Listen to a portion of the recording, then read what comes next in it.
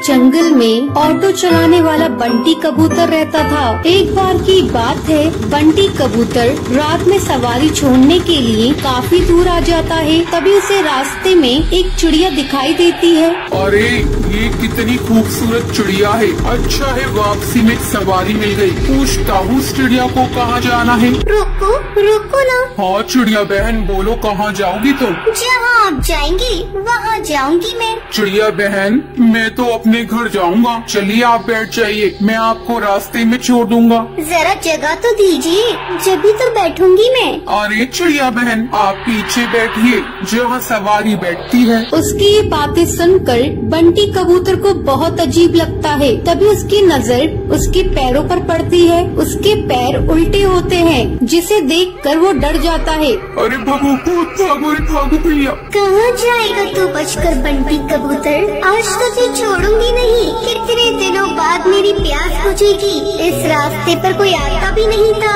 अब तू आया है मेरा शिकार।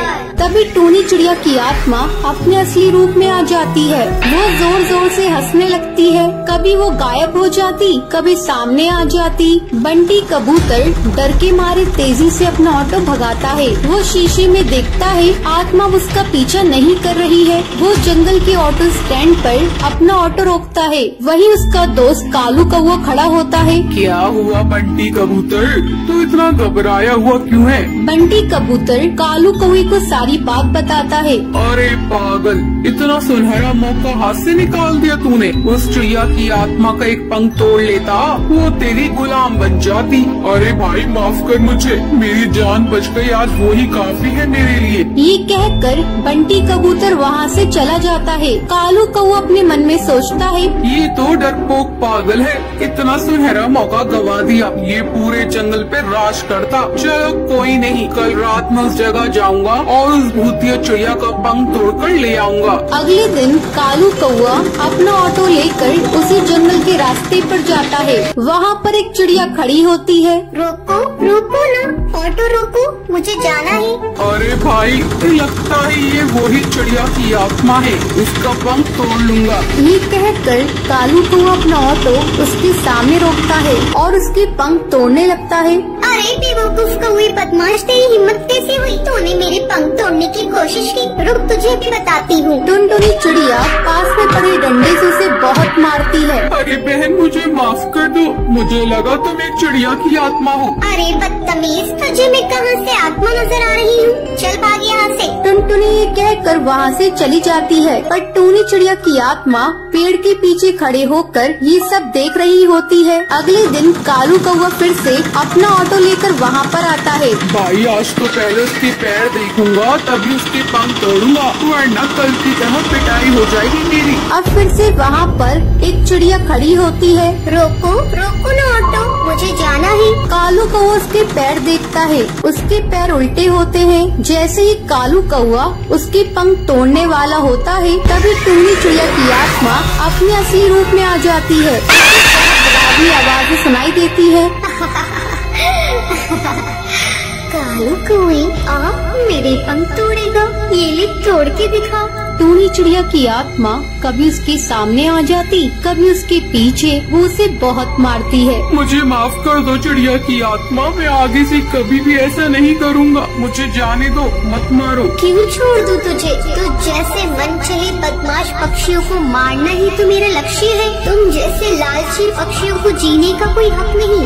तभी वहाँ पर बबलू कबूतर ऑटो में अपनी सवारी बिठाकर वहाँ से गुजर रहा होता है। अरे चिड़िया की आत्मा छोड़ दो उसे, मैं तुमसे विनती करता हूँ। नहीं, मैं इसे नहीं छोड़ सकती। तुम जानते हो एक बार ऐसे ही मैं इस जंगल से ऑटो में जा रही थी। उस ऑटो वाले ने मेरा सामान लूट कर मुझे जान से मार दिया। जब से जो भी मुझे लालची पक्षी दिखाई देता है, मैं उसे जान से मार देती हूँ। तभी सुंदरी कौवी बोलती है, अरे टूनी चिड़िया तुम सही कह रही हो, तुम्हारे साथ गलत हुआ है, लेकिन तुम भी सही नहीं कर रही हो। ना जाने कितने पक्षियों को तुम मार रही हो। वो सब उसे बहुत समझाते हैं। वो कालू कौवे को छोड़ देती है। मुझे माफ कर दो, तुम सब सही कह रही हो। मैंने अपने इंतकाम पूरा करने तकमीर के लिए न जाने कितने पक्षियों के परिवार को तोड़ा है, पर अब नहीं, इस दुनिया में तुम जैसे नेक दिल पक्षी भी होते हैं। ये कहकर वो वहाँ से चली जाती है।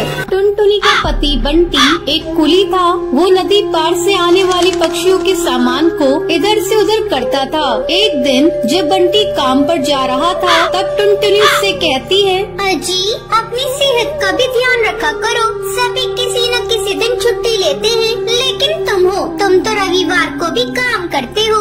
अरे पगली, अगर काम नहीं करूँगा तो घर कैसे चलेगा? तू तो माँ बनने वाली है, बच्चों का खर्चा बढ़ेगा। अगर काम नहीं करूँगा तो अपने बच्चों को अच्छी जिंदगी कैसे दूंगा? आपसे तो बात करना ही बेकार है। ये लीजिए पोटली, इसमें मैंने रोटी और चावल रख दिए हैं, समय से खा लीजिएगा। नहीं टुनटुनी, आज मेरी तबीयत कुछ सही नहीं लग रही है, कुछ भी खाने का मन नहीं कर रहा है। काम से आऊँगा तो खा लूँगा। बंटी बिना खाना लिए काम पर चला जाता है। टुनटुनी को क्या पता था कि बंटी से उसकी मुलाकात आखिरी थी। उधर बंटी बेहोश होकर बहती नदी में गिर जाता है और वहीं डूबकर मर जाता है। टुनटुनी भागी भागी अस्पताल जाती है।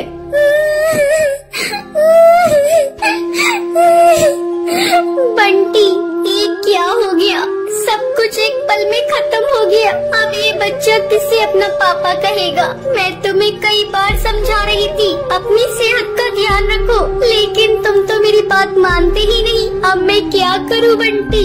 समय तेजी से पंख लगाकर उड़ने लगता है। टुनटुनी एक बच्ची को जन्म देती है। एक दिन टुनटुनी के पास डाकिया एक खत लेकर आता है। अरे ये खत तो कड़कनाथ सेठ की कंपनी की तरफ से आया है और मुझे बंटी की जगह कुली की नौकरी दी गई है। मुझे अपनी बच्ची के लिए नौकरी करनी ही होगी, तभी मैं उसे एक अच्छे स्कूल में पढ़ा पाऊंगी और उसे बेहतर भविष्य दे सकूंगी। अगले दिन से ही टुनटुनी कुली बनकर पक्षियों का बोझ उठाती थी। जब भी नदी के उस पार से कोई पक्षी आता था, टुनटुनी तेजी से उन पक्षियों के पास पहुंच जाती थी। बहन जी, क्या मैं आपका बोझ उठा लूं? अरे तुम तो एक चिड़िया हो, क्या तुम इतने बोझ को उठा सकती हो?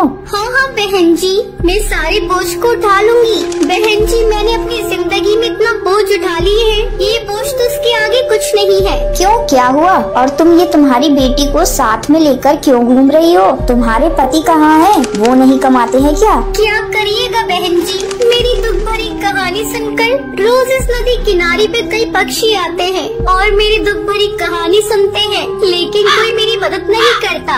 अरे तुम मुझे तो बताओ, मैं तुम्हारी जरूर मदद करूंगी। क्या बताऊं बहन जी, मेरे पति की मौत इसी नदी में डूबकर हो गई थी। उसके बाद से मैं यहाँ कुली की नौकरी कर रही हूँ। देखो टुनटुनी, जब तुम्हारी बेटी थोड़ी बड़ी हो जाएगी तो उसको मेरे स्कूल में डाल देना। मैं उसे पढ़ा लिखा कर एक अफसर बनाऊंगी। मैं तुम्हें अपना पता दे देती हूँ। वो बुलबुल चिड़िया टुनटुनी को अपना पता दे देती है। इसी तरह कई साल गुजर जाते हैं। एक दिन जब टुनटुनी अपना घर साफ कर रही थी, तभी उसे उस बुलबुल का दिया हुआ पता मिलता है। अरे ये पता तो वही है जो मैडम जी ने मुझे नदी किनारे पर दिया था। मैं तो बिल्कुल भूल ही गई थी। अब मैं अपनी बेटी को लेकर मैडम जी के स्कूल में जाऊंगी और उसे वहाँ पढ़ाऊंगी। टुनटुनी अपनी बेटी को लेकर उस पते पर पहुँचती है। आओ आओ टुनटुनी, बहुत दिन हो गए तुमसे मिले। मैडम जी, ये देखिए, मैं अपनी बेटी को अपने साथ लेकर आई हूँ। मैं चाहती हूँ पढ़ लिख कर एक अफसर बन जाए, इसे मेरी तरह जीवन में संघर्ष न करना पड़े। हाँ टुनटुनी, तुम निश्चिंत रहो, मैं तुम्हारी बेटी को अच्छी तालीम दूंगी। तुम्हें एक दिन इस पर गर्व होगा। टुनटुनी अपनी बेटी का एडमिशन उस मैडम जी के स्कूल में कराकर निश्चिंत हो जाती है। उसे इस बात की खुशी थी, उसकी बेटी को उसकी तरह जीवन में संघर्ष नहीं करना पड़ेगा। तो ये थी आज की कहानी। क्या आपको पता है कालू कौवा बंटी कबूतर से चिड़िया की आत्मा का क्या तोड़ने के लिए कहता है? अगर आपको पता है तो आप हमें कमेंट करके जरूर बताएं। अगर आपको ये वीडियो पसंद आई हो तो इसे लाइक और ऐसी कहानियाँ देखने के लिए मेरे चैनल को सब्सक्राइब करना